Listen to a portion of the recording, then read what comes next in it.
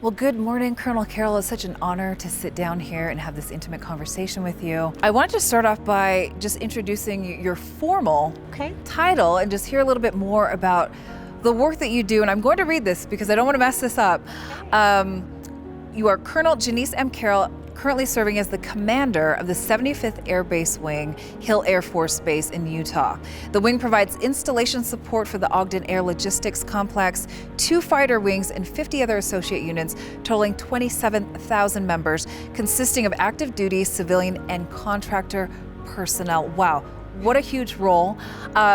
Tell us a little bit more about that. A pleasure and a privilege to be sharing this moment with you today. So the commander of the 75th Air Base Wing often is referred to as the mayor.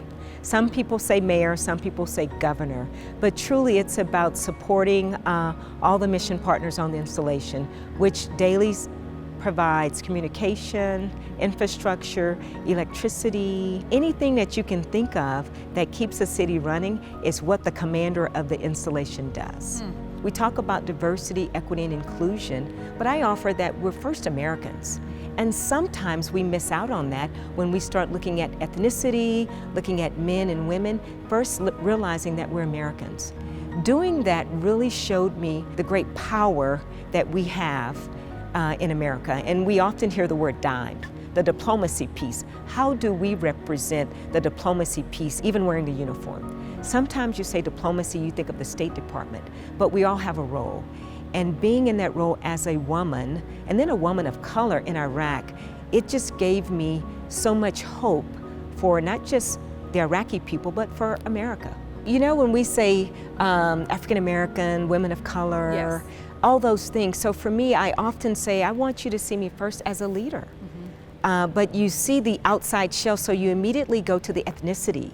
I think sometimes that gets lost with the person being an amazing leader, an amazing mom, mother, friend, whatever terminology you like to use. I think it gets lost sometimes because when you show up, some people don't know who you are, and the judgment comes because you don't look like them. So those biases click in immediately. What I will tell you is I often say, first, I'm a leader. Wearing a uniform, I'm an American airman. And so I offer that the color of my skin is not the most important thing. It's what I do with my position. And sometimes you remind people of that. I really believe it's about being a leader first. And that comes along with it because I'm born this way. I can't change that. There have been challenges, and I know that many people go through those challenges, but the challenges, I don't know if it's only because I'm a woman of color or is it because I'm a woman?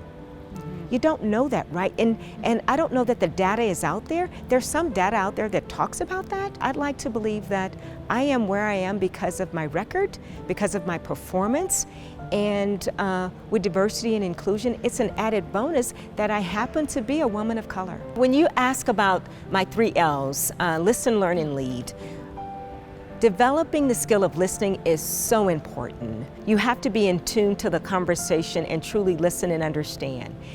And I've developed that over the years. I have not always had that, but I recognize when I was a young officer and I go in to talk to my leadership, there was some that truly listened and there was others that did not listen. And those that did not listen taught me how to listen better.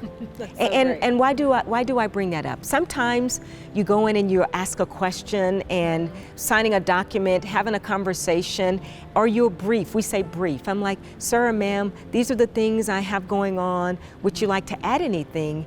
And if they're not listening, they will easily say yes. And then when it occurs, they said, well, you didn't tell me. You didn't talk to me. I'm like, yes, sir, I did. I came in and talked to you on this given day. And so that's when I cultivated the listening.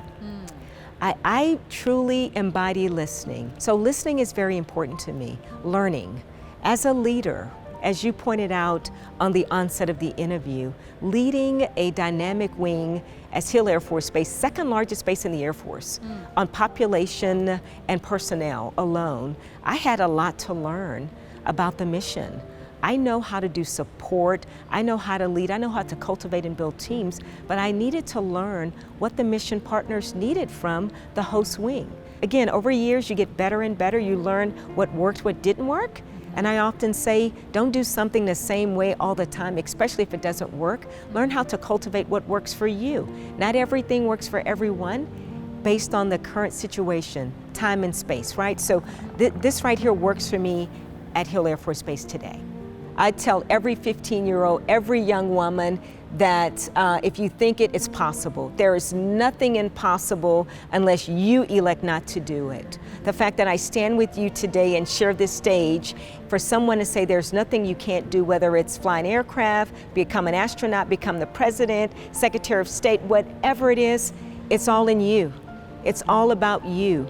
Have the courage and tenacity to move out and do you.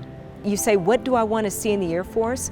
I would go a step further. What I'd like to see in our nation is a room of powerful women in the boardroom making decisions, and where our male counterparts are the minority and not the majority. Right now, today, although you have the majority of women graduating from college, the majority of women that are out there, but they're still not the majority in the workforce at large. And I would even go and say 2 years from now, see more women and more ethnicity among the ranks.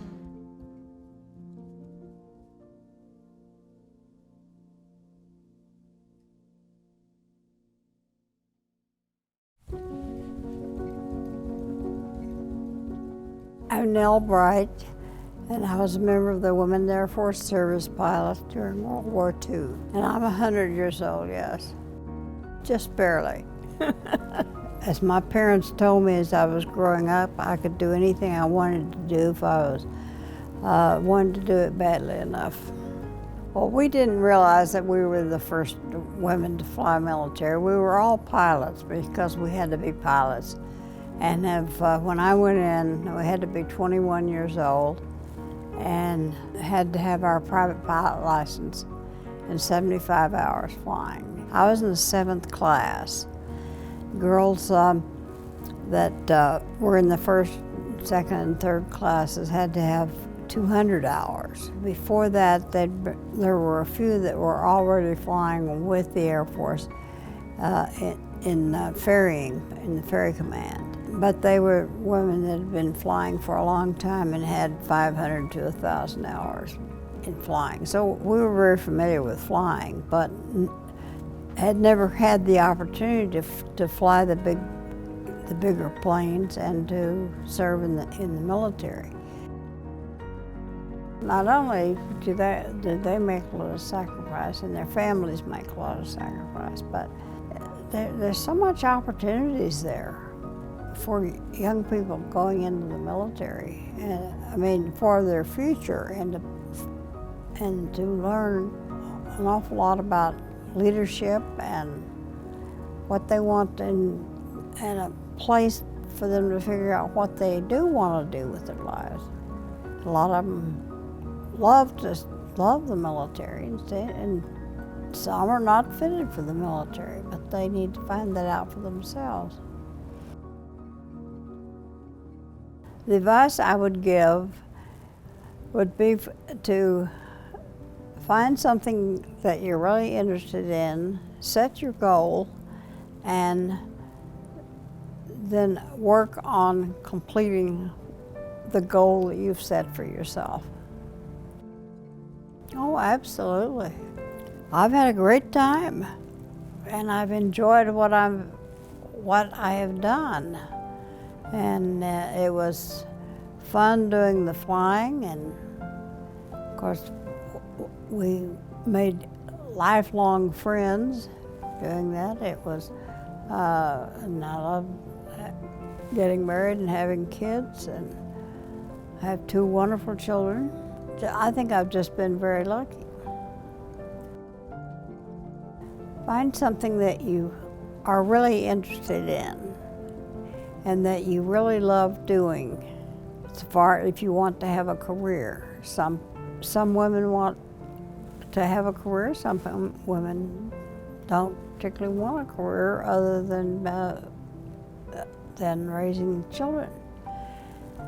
And I think you can do both.